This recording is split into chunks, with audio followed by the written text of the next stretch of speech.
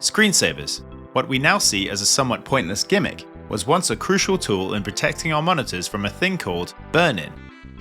Back in the days of bulky CRT displays, screensavers were designed to keep the pixels moving, because without it, we were at risk of having a static image permanently burned onto our screens if the computer was left idle for too long. Back in the 90s, they were such a necessity that software companies sold screensaver CD-ROMs based on popular brands. One example? South Park. This software was used to customize the look and feel of a computer's desktop environment, such as the screensaver, wallpaper, and mouse cursor, to something other than the default options found on Windows. It's almost hard to believe that this was official South Park software, because looking back now, the designs look rather amateurish, almost as if they were done in Microsoft Paint.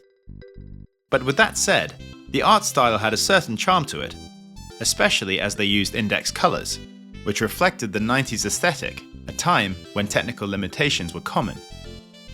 The same designs were also found on the screensavers, which were basically watered-down versions of scenes from the first season. They aren't much to look at now, but at the time, it was pretty cool being able to watch these on a computer.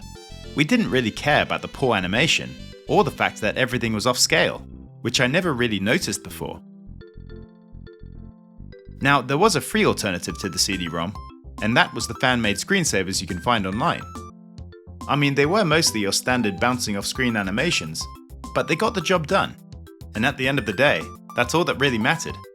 I think my personal favourite is the one where Kenny takes his hood off before he had an official design in the movie the following year.